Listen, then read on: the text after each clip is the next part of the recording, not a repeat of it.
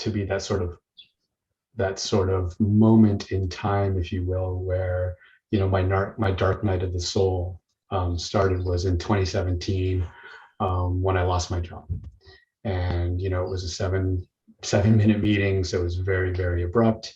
But as someone who had been raised thinking that a good man, a good husband, a good father was a provider and a protector, having that taken away from me so quickly put everything that I was into question, right? Like everything literally got taken away from me in a moment. And I remember, two things. One, I wasn't going to show anyone how this affected me. And so I didn't even actually tell my wife about it for 3 weeks, because my wife actually, I knew her well enough to know that she would need a plan, right? And like, if I don't have a plan, this is not going to be a good conversation. And so it took me a while to get a plan, but on top of that, I kept going to work. So every morning, this happened on a Monday, effective the Friday, the next Monday, I was going to work again. And what that looked like was, laptop, coffee shops, libraries, anywhere that had free Wi-Fi, that I could start to sort of formulate this thing, this plan, this strategy, and explore my new next adventure, right? But of course, I was also doing other things, because the internet has a way of pulling us into these rabbit holes. And one of the things I started to do, because I felt so destabilized, was Googling, like, what does it mean to be a man? What does it mean to be a father and a husband? Like, what are the metrics? Because I didn't feel like what had been serving me had been serving me, right? Like I needed a path. I was so lost. And I would say that the father and husband came first, because those are the two primary roles that I saw myself needing to fulfill. And only later did it come to be a man. And that's what led me down this journey of what we would call men's work, right? And, I joined an organization online through one of their sort of programs. It's a very well-known organization, actually, called Warrior, and it was that kick in the butt that I needed to like really start to do some work on myself. And it's been a long circuitous journey that I'm sure we'll touch on, but today I started an organization called Humanity, which really does a lot of one-on-one coaching with men through my own experiences and sharing my own sort of learnings along the way. And I do a lot of group facilitation, and I help the network a lot on an organization called Sacred Sons, which has been around for 3 years, but has really exploded over the last year through this pandemic, as I think a lot of men have been called to question themselves and their roles through this time. So deeply honored to be doing this work. Most of it is, in fact, volunteer, because I actually have a job. I work with the High Commissioner, the Refugee Agency for the UN. But this is really where my heart lies. And I think it's so important, the work that I'm doing, Sacred Sons is doing, and that both of you are exploring as well. So also want to recognize and honor you for that. Thanks, Paul. I should mention, I guess, that the big driver. Thank you so much, Paul. It's so powerful. I was just going to say that I got, father of 3 girls. And so this is also super important for me, because I think it's important that we create a new culture around healthy masculinity, where men will feel confident in themselves to stand shoulder to shoulder with my daughters in partnership, as opposed to any kind of hierarchy or anything like that. So super important for me. Yes. I think this is the generation where we end a lot of the toxic cycles and the patterns and paradigms. And I was reading up on your Instagram and it talks about that shift in the paradigm and the leaning into the healthy masculinity. So tell us what that looks like for you. Yeah. Paradigm shift can be an exploited, and I think it's one of those abused terms, right? Like sustainability. What does that actually mean at this point? But I do believe that it is very apropos in this context, because it is a literal shift away from everything that we have been taught, everything that society has told us that we as men, those who identify as men, should be in the world. It is getting away from the marketing push that we've seen around what the man looks like with the cowboy hat and the rusted beard and the wife in the kitchen and stuff like that. Like all of those kinds of things, those are not part of our natural evolution as humans. That is a marketing strategy, literally, right? And while it has maybe been, not maybe, it has been very successful from a capitalist point of view in creating the markets that people want to buy into that make a lot of people super wealthy, it has not served us as a society. I think that is an irrefutable fact, that it hasn't served us. You just have to look at everything from climate change to racism to even colonization, not even colonization, just colonization at large. These are, and the way that it's perpetuated today, right? Like colonization is being sustained and maintained. Colonial values is being sustained and maintained through the same systems that created a hierarchy between men and women. It's the same. So until we create a shift away from all of that and into this idea of healthy masculinity, those systems will perpetuate. So coming back quickly to the notion of my having 3 daughters, I think it's super important. I'm super jazzed by all the things they have to like be supported, and I want more of that because I want them to go out there and kick ass and take names. I also think that it's focusing on, and I'm going to air quote this, it's focusing on the victims without looking at the problem. And the problem is men. And in large part, it's men who look like me, right? And I'm very upfront about that, right? Like I am the face of toxic masculinity if you were to have one, right? That's not who I am as a person, but I am definitely the face of it. And I've definitely benefited from all of the things that this system has put in place. But until I do the work, until men who look like me do the work to shift the paradigm, to shift the conversation, to dismantle the systems that are in place, we're never going to get away, because what's going to happen is that the people who hold the power now are just going to fight harder. They're going to fight dirtier. I think I think there would eventually be a culture shift, but it would be a lot messier and take a lot longer than if we just started working as a collective towards that solution and invite men in as opposed to calling them out. Men don't do well when you call them out. You got to invite them in. Yes. Oh, wow. We call it calling them up. Yeah. Instead of calling someone out, you call them up. And I like the invitation is essential. Yeah. What you got, Ben? I hear so much beauty in what you're sharing, Paul. I just want to reflect a few things that really stood out to me. One, first of all, owning yourself as the face of toxic masculinity and what that looks like. I really struggled during Black Lives Matter to speak up, and luckily I had a coach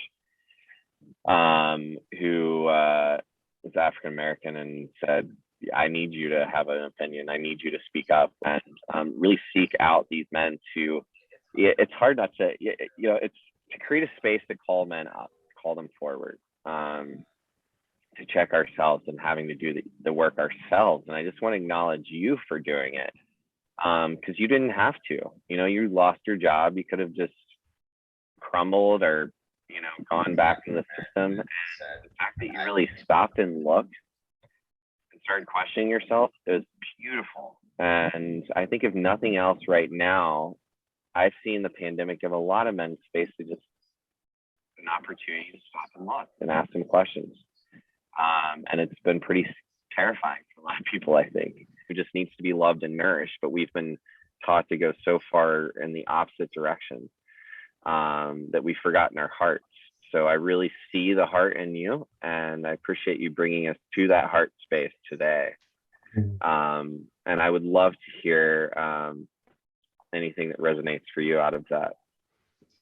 So much, and all of it, right? I think first and foremost, you talked about the heart. So I'm going to start with what you said at the end, and we hear this in a lot of different places where men's work is happening, but the longest voyage that you're going to ask any man to make is the one that goes from his head to his heart, right?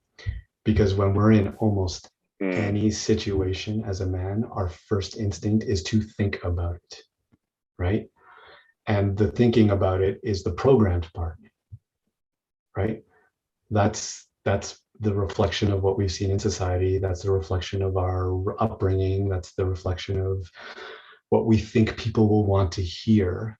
And when we can make that voyage down into our heart, that's when we're tapping into our truer selves. That's when we're tapping into, where we're really called to be and how we're really called to be expressing ourselves in this moment. So, and that's tough, right? Like even today, and I probably will do it for the rest of my life. Like my first instinct is still to go into the head, right? First and foremost, because it's the quickest answer. It's the place where I can find the quickest answers. So if I want to look smart and if I want to look like I'm on top of it, right? Like I'm going to go here, and that's where the first, reaction is going to come from. Answering one of you just asked me a question. If I would have taken a minute to really feel into it, it would have been beautiful. And people would have logged off. Maybe people would have responded differently. Like, what's he doing? Like, did I just join a live to watch some guy like breathe?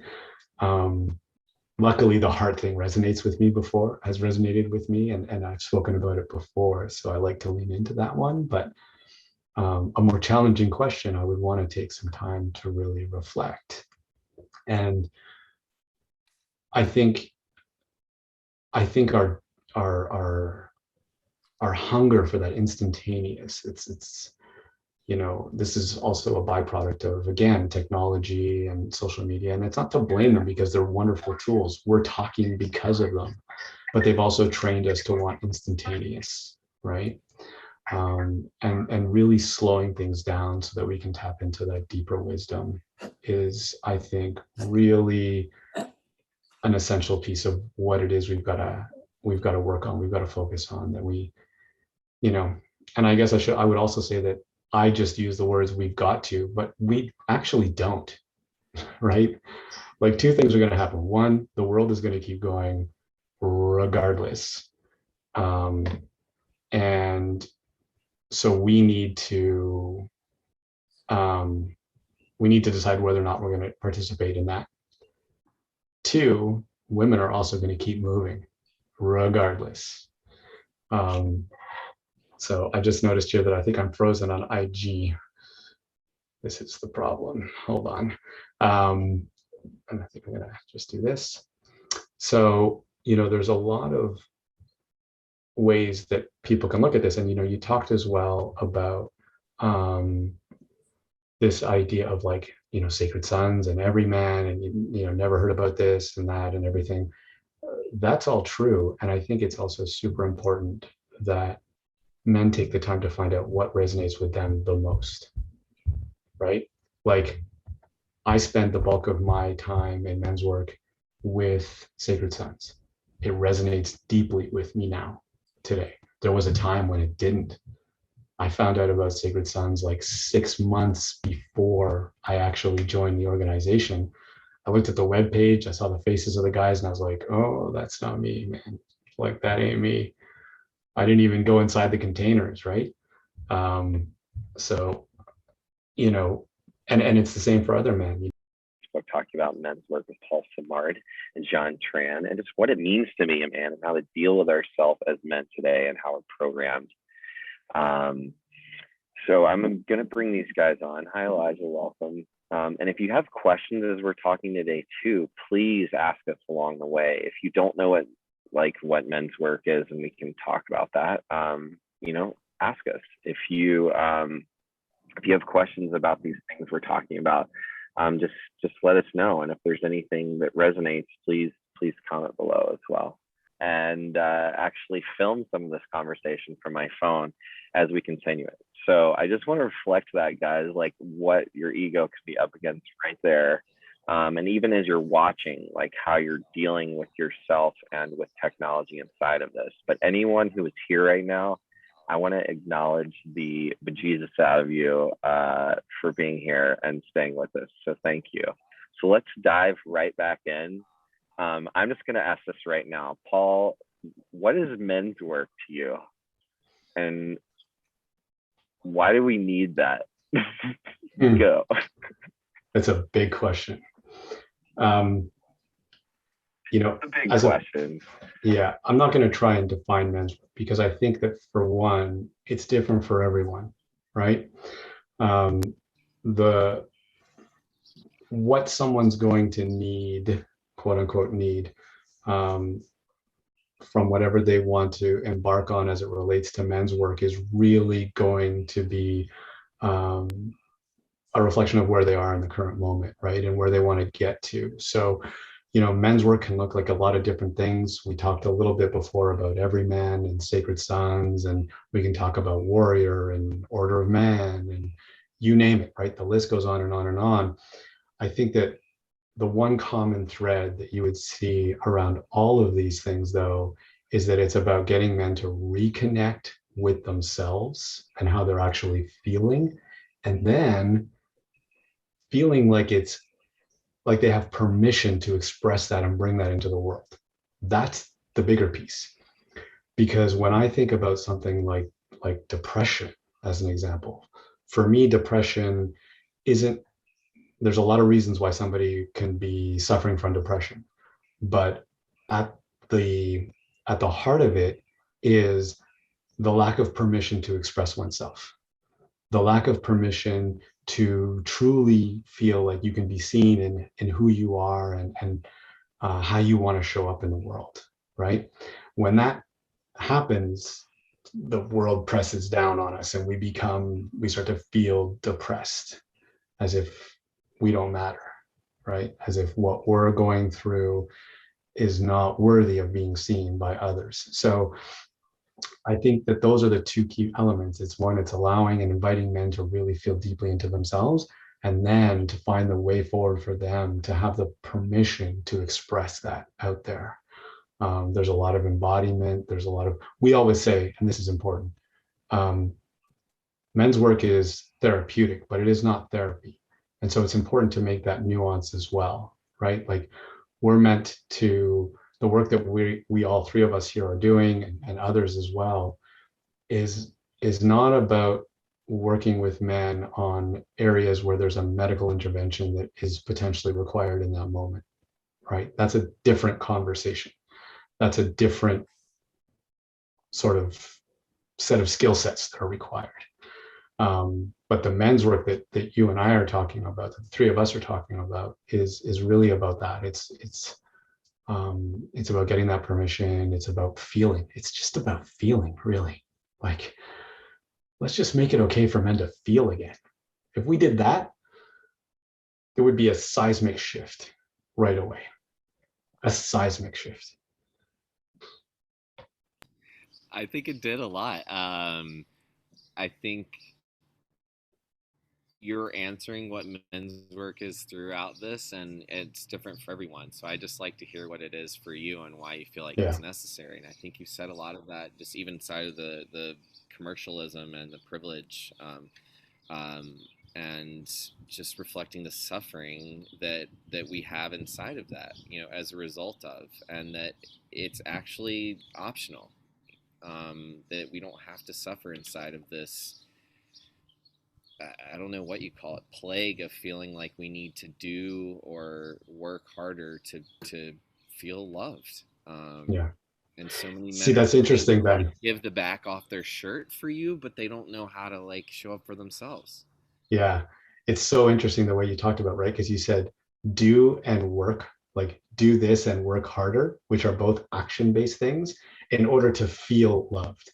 Right. So that's why I said that. Yeah, right. But it's very true. Like it's conditional. Everything that we have been taught about what it means to be a man is based on conditions, right? If you do this, then you'll get loved. If you do that, then you'll get seen. If you, right? Like, and that's not it. I even heard a really interesting reflection over the weekend about like earn a living. Like think about that for a second. Mm-hmm. You got to earn the right to live, the right to support yourself living. You got to earn that. So by default, I'm not worthy of it. Like, that's powerful when we think about the language we use. And that comes again to marketing, right? Because marketing is all about language and visuals, right? And perception. So earning a living means that if you're not earning a living, you're not worthy of living. Wow. Okay, then. So if I'm not earning a living to support my family, what does that mean? Bringing it back to myself. And that's, I didn't articulate it in that way back in 2017, but that's basically what was happening in my body. I just couldn't hear it. Mm. That's Wow. powerful. That's Yeah. tough. Yeah, I wrote that never down. looked at that term that way. And it's Right. so weird. Yeah. Like leaving the corporate world, I felt like I was earning that living rather than just being and living, and then generating income just by my being, my Mm, state of being and living. yeah. But it is backwards. The programming and the marketing is definitely backwards. Yeah. What would you say to someone that's watching this right now that is a man that is learning about healthy masculinity and stepping in? What would your advice be? Where to start? The place to start is with yourself. And I know that's a little cheesy, but you really, I believe that, again, there is so much noise going on right there, right now. And actually, I would give them one place to start. And it is about listening to themselves and understanding that what you feel about yourself might not actually be what you feel about yourself. It's what Say more others about that. it's what others may have told you you're supposed to feel about yourself, right? So I wasn't a good father when I lost my job in 2017. Really? Who made that decision? I mean, obviously in my brain I did, but who told me that that was the condition under which I was a good father? Society, right? Mhm. So all of the ways that you might be talking down about yourself, you need to start with that basic point. Am I actually the person that I think I am, or that they think I am? Like, what do I really feel about myself? And to understand that most of it is done through stories that you've taken in from the world, right? 100%. I'm not fit, apparently, unless I can like bench 240, I can, run a 4-minute mile and all these other things. And have six pack. And have a six pack. No, never had one. Maybe one day. As you approach 50, it gets a little bit harder, but never say never, and it's all possible, right? But that's another interesting thing, right? And we're kind of like pinballing around here, but like, I was under the impression that the only way to get a six pack was to do lots of crunches and ab work and all that kind of stuff. Until I joined Sacred Sons and I came across this amazing teacher. His name is Austin Ursan, Pasha is how we call him. And it's like, no, in fact, part of the reason why you can't see your six pack is because of trauma, dehydration, compression in your spine. That in fact, when you release all of these things and hydrate properly and get the liquids into a six pack is actually quite a natural state. So I'm like, awesome, there's hope for me yet, right? But the story I had told myself was, because I hate crunches and because crunches are the only way to get a six pack, I'm never going to have a six pack, right? But I didn't know that. I didn't have the experience of that. I just saw the outcome, you know what I mean? And I read the marketing materials. So it's a little bit the same for a man. And I also think the really important thing is to not look at any of these organizations that you might join. First of all, you should look at them all at the beginning as an experiment, right? Go in with curiosity, go in with a lot of questions, go in with openness, because, again, not every organization is built the same way. Not every organization focuses on the same things. So putting that curiosity as the leading element, I think, is super important. I also think it's important not to judge a book by its cover, as I did with Sacred Sons, right? So you look at the website and it can be intimidating, right? You watch some of their videos and you're like, oh, this is what I did, right? And I was like, nope, that ain't me. My friend who recommended them to me clearly doesn't know me. I wonder if they're actually my friend. You know what I mean? Yeah. And yet the minute I actually leaned in 6 months later and joined, I instantly felt at home. I instantly felt at home because of the way men were showing up, because of the way the containers were built. And this was online, right? So I've never actually done a Sacred Sons experience in person. And yet for me, it's home, right? For somebody else, that might be Everyman. For somebody else, it might be another organization. There are a lot of great organizations that are out there. The other thing to really keep in mind, and this is, for me anyways, this is something that I find super appealing with the work we're doing at Sacred Sons. There's no gurus, right? I was just talking with a colleague the other day, and we were actually saying, like if the three founders decided to go in a different direction, there's no reason to believe that Sacred Sons couldn't continue. There really isn't. There's no reason to think, because other men would lean in, other men would step forward, they would raise their hand, because that's what they're structured to do. That's what their goal is to create a group of men who are leaders and who are capable of leading, and not leading in a hierarchical way, leading in a way that, again, that's shoulder to shoulder, that putting the pack in front kind of leadership. So be curious, experiment. And really the hardest part for I think a lot of men, I know it was for me, is to be patient and be open, right? Like, this is not a pill you're going to pop. This isn't the red pill and the blue pill. This isn't that. It takes a long time. I've been doing it fairly intentionally for 3 years now through various organizations. And I still have moments as recently as like 2 weeks ago, where when I look back on it now, I'm like, wow, like, how did so much of what I had gotten to disappear almost overnight to have me acting in that way? And then it's having the grace to say, and that's okay, right? Like, that's okay. I'm not perfect. You're not perfect. No one watching this is perfect. That's not the goal. There is no end line. That's the other piece too, right? And you guys will know this as well as anyone, right? Like saying I've arrived, dude, that just means you've got no idea how long the road is, right? Like, you've arrived, really. Let me go and talk to your partner. Let me go and talk to your kids, and let's figure out exactly how arrived you actually are. There's a long way to go.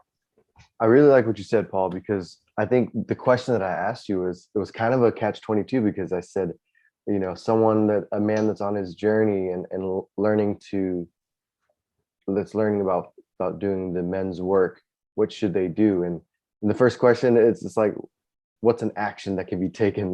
What's the do part? And you brought it back to, like, really, what should we be? What state can we choose to be in before we take the action? I think that's super important, because we are programmed to do this, fix this, react to that in order to get the thing. And that was just a big reminder for all of us to choose that state of being. Yeah. And it's be, act, and then receive, I think is what my teachers have taught me. It's not do, act, and then there's a whole process to this. And I really like how when we choose the being, that intention at the beginning, it sets the tone. Yeah. It creates. Yeah, I would actually, I love how you put that, because I would actually say that the doing closes off options that the being opens. Right? So being in possibility. Being in possibility, right? Like, be curious. You can't do possibility, because the minute you start to do, you've narrowed possibility. you just have, because I'm doing this now. I'm doing this thing now. Whereas if you be, like, that's still wide open, Yeah. right? So And the key word that jumped out to me when you spoke was be curious. And I resonate with that so much because I feel like every day I'm a student, every morning, every time I step into a yoga class, whether I'm teaching or receiving, I'm always curious on how to grow, how to be, how to yeah, hold that space. So that curiosity is it's like the gateway to wander. I think wander and wonder, right? yeah, Yeah, it's both. yeah, But it's such a, they're so beautiful, both of those. Wander and wonder, it keeps us young and alive. a And it's 100%. that state of I've arrived. It's like the ego thinks it's made it to the destination, and really the journey is just it's non-linear and it keeps going. So Yeah. Well, 100%. Oh, and you just used two of my favorite words, curiosity and wonder, which to me leads to the third of my favorite word. Well, there's a fourth one, but it's not linked to this, which is awe, mm, right? Like we get to awe through curious and wonder, Mm. right? Like, and when we can live in awe of it all, like it's amazing. There's a So I have a lot of people that I follow on Instagram, but probably my favorite person to follow on Instagram, and maybe I'll give her a shout out here. And it's her IG tag is Madeline Hayes Art. And like, man, when I see her, she lives in Australia. But like every morning I wake up and there's this like cacophony of these beautiful images because she lives her life in wonder and awe. And she's always like transcribing that and sharing it. And it's like, that's like a beautiful energy to start my own day with, right? And we don't do enough of that, right? Like we live in these concrete cities and we hustle to work, and we're so time, sort of controlled and things like that. And we miss all of this amazing like beauty that's going on, even if you are in that urban jungle, if you will.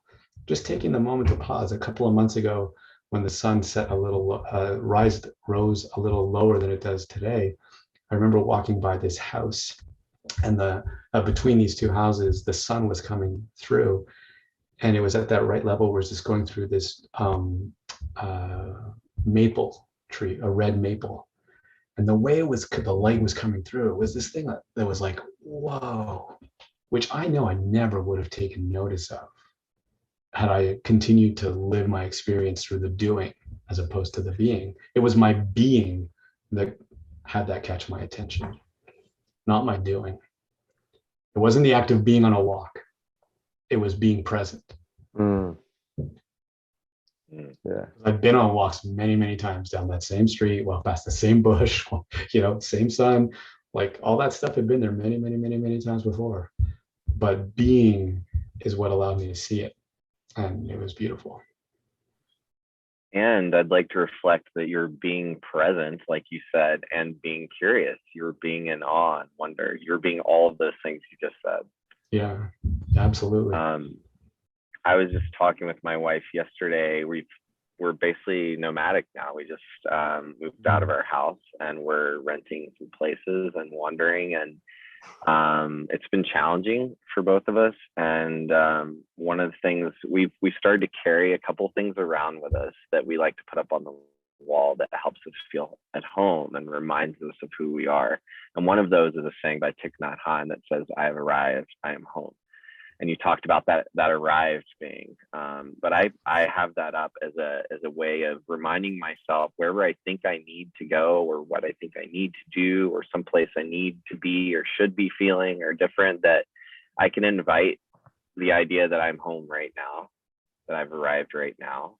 Yeah. And so much opens up in the present moment, like you seeing that beautiful tree, and that even inside of conflicts at home and conflicts with ourselves, I think if we bring, just like taking a deep breath, if we just bring a moment of pause in and can invite that presence into our lives, that maybe we can see a different opening for action rather than what our brains keep telling us we think we need to be doing or being, and that we could just be with this moment right here. There's nothing else to fix, nowhere else to be. And all that came full circle from your sharing. Yeah, that's beautiful. And I'm a huge Thich Nhat Hanh fan, so kudos to you for that quote. And I think what I love about that quote of arriving is that context through which he has arrived has nothing to do with action, right? It has zero to do with action. It's I arrived, I am home in my body, in my being. And that's what makes him such a powerful teacher, is he takes the language that we use every day and he brings it somewhere that to a certain degree you weren't expecting it to go. And then when it gets there, you're like, oh yeah, I have arrived. I'm home. Right? Like, yeah, that's a beautiful reflection. Thank you for sharing. Yeah, my pleasure. And it really came out of you also talking about the different organizations, finding yourself inside of those places, and that it really can be anywhere. And if you don't feel at home, that there's many out there. And I'm going to drop a quick plug in for one of the programs I run, the Lion's Den, which is really, and I'm even thinking about renaming it, but I created it as a place that sounds a little scary, but it's actually reappropriating a lion's den as a place where, you know, the lions can come and rest and actually like take the masks off and be vulnerable with each other and be safe. You know, where you don't have to compete anymore. And even inside of that, leading that program, my father passed away while I was leading it. And these guys, you talked about, you know, not having gurus and things, and I ended up kind of holding space for me inside of that time, as when I was supposed to be leading a call, and they were like, you know, let us just hold you a little bit now. And I'm always looking for new organizations and men's works and spaces to challenge myself and raise my. Oh, Ben, you just muted yourself. Oh, that I don't have the answers, and that we all like get to learn from each other. And that's what this is really, what I love so much about quote unquote men's work, is all the work we really have to do it or need to do is just to start being curious with each other and having open conversations and asking questions and listening. Yeah. And coming back to this present moment. Yeah. And That's you've beautiful. really, you're such a space for all of this, Paul. It's really, you're very easy to be with. It's, I love your warmth and curiosity. Thank you so much. It's easily interchanged, so I feel the exact same way. This conversation, anybody watching might think we've had like, you know, 6 hours of prep calls and we know each other fairly well, but this is the first time we're actually chatting. And to me, that's another point too, where, you know, when you take down the facades and the masks and all those other things, and you open yourself up to the opportunity with curiosity and wonder, you know, these kinds of conversations are just, this is how we are naturally meant to be. When we struggle with a conversation, it's because we're trying to figure out or talk through a mask, and it ends up not being the right mask. And so you don't feel that sense of connection with someone. Well, if you don't feel a sense of connection with someone, ask yourself, what armor did you have on that created that sort of sense of disconnection, right? Like, what were the stories that you were using to protect yourself, or that you were projecting onto the other, that didn't allow for that to be a natural conversation? And it may well be that you don't align, and that's the extent of your conversation, and there's nothing else really for you to exchange on, and that's okay. But to say that you know, there was anything else other than that, it would be a bit much, I think. And I think if we're open and if we're ready to be vulnerable, we have far fewer of those conversations than we do the kind of conversations we're having now.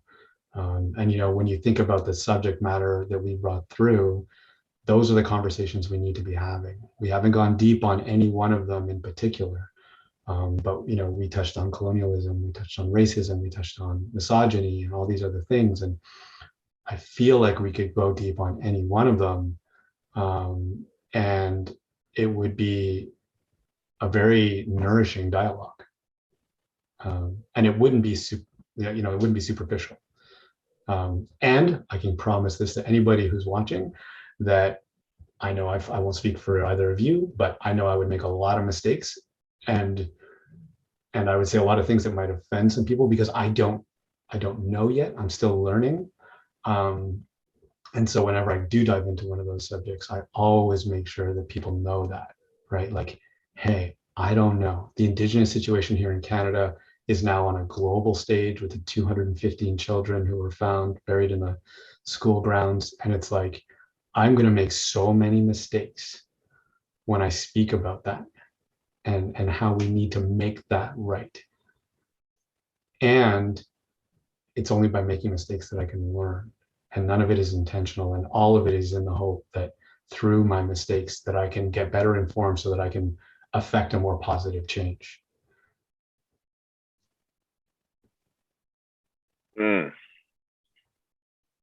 Yes, to all of that.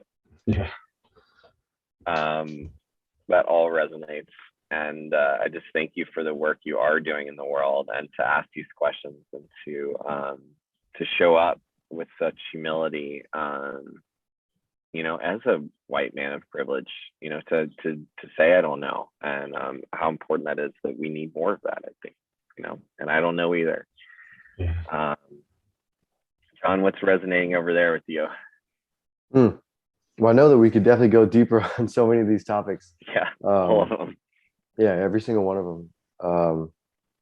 Yeah, I'm just really grateful to have you on. I don't know that much about Sacred Sons. I see it popping up in my feeds, and I'm really curious now to look into it. I know that that there's so much work to be done, but at the same time, there's just this opportunity and curiosity to dive deeper into here, and to feel more, surrender into the process, and also to have that intention of healing, for the collective, you know, for my ancestors and my future generations. It's like, I want to be that love that heals any of those old wounds from resurfacing. So yeah, really. Aho. Yeah. Aho to that. Yeah. You know, you spoke, Ben, you spoke earlier about, you know, racism, and I guess that was probably anchored, like many of us, around George Floyd. You know, one of the things that I love about Sacred Sons is its diversity, right? So there is literally all genders, all color, everything. And I was going through some of the same questioning that you were talking about earlier. And one of my most powerful teachers was a man who was in a container. I was not facilitating. And I expressed what I was feeling in that moment around my struggles, or like around what to do and all of these different things. And he reflected back, and I won't go into the details of it, but, you know, when you create a safe container, that's how healing begins. And now I left that container feeling much more empowered, for one, feeling like I had a brother who didn't look anything like me and didn't have anything of the kind of experiences similar to mine, to the point where today we now co-facilitate the journey of the Father Council within Sacred Sons. And I have to say, it's one of the most beautiful relationships I have currently. And it all came from a hard conversation, right? A hard conversation that held in a container that wasn't safe. I would have rightfully, potentially, according to society, been canceled. I would have been called all manner of things, you know, like I cannot express enough how important it was to have that conversation. And it's a conversation we're not ready to have in the public yet. And so that's why having these places where men can have the conversations, and have them in diverse environments, like the ones in Sacred Sons, and other organizations are looking to Sacred Sons to say, how do we create that diversity? Like, it's so important, because if there's 10 men on a screen who look like me, there's important conversations to have. but we're never going to get to that edge. We're never going to push right up against that edge if we don't have someone there to challenge us on what we're saying and on what we're knowing, somebody who can speak from experience as to what that feels like. And talking about women, we have also started to introduce women into our spaces as well, because their perspective is super important. And their experiences are the whole reason we have to be doing this work in the first place, for for a large part. So I think it's super important. And I just encourage you, Ben, Lyons, Dan, I don't think it matters what the name is. I mean, it does, but it doesn't. I think what's more important is what happens inside the den. And, the image that came to my mind is like, yeah, well, the lion, when he goes out into like the savannah, needs to be this badass, right? Like he looks big, but when he goes into the den, he's caring for the kids, he's nurturing, he's protecting, right? And not from a position of attack, but of protection, truly of protection, of like, I'm not going to go out there and look for the people who might attack my cubs, but if you come in here and mess, yeah, it's going to go sideways for you. It's not going to end well. And that's where the lion analogy, I think, is a very powerful. Thank For you what it's for worth. that reflection. Yeah, that was powerful. Thank you. Well, I'm so grateful for this. I would love to have you back. I would love to go deeper into any one of these or all of them conversations. And I just want to say thank you so much for anyone who's watching right now. Please let us know what resonates. Please share this. Please subscribe or comment, whatever you need to do to get this message out, because we need these messages out, not the ones that are the paid programming, right? Just to ask these questions and ask these questions to your brothers and sisters and the people who don't look like you. Open these spaces, don't be afraid to go up against that edge. And if you want safe spaces to do that in, here are so many great examples inside of Sacred Sons and Every Man and the Lion's Den. And any one of these men here, I know any of us would be so grateful to and honored just to hold space for you. You're not alone in this. And if you're here, you're on the right path, right? 100%. 100%. And I want to thank both of you, and apologies to your IG family who I wasn't able to stick with. But next time we do this, for sure, I would love to come back, and I'll make sure we can make it all work technologically speaking. Yeah, beautiful. I'd love to do that with you too, Paul, and I'll see if I can cross share this for you guys. Thank you all so much. It's been really special. John, any closing words for us? Yeah, if you're at home watching this and ready to be curious and connect with brotherhood, connect with Paul here on Facebook or Instagram, connect with Ben or myself. There's local men gathering, masculine gatherings. There's also virtual. And our goal and our vision is to really get this conversation alive and normalize this talk so that we can just transmute what we've been programmed to into leaning into a healthier paradigm for the collective. So namaste. Grateful for you. Aho. Thank you so much. Yes. Oh, very grateful for you both. Thank you. A beautiful day, Paul. We'll stay in touch. 100%. Thank you. Thanks, guys. Bye. Bye-bye.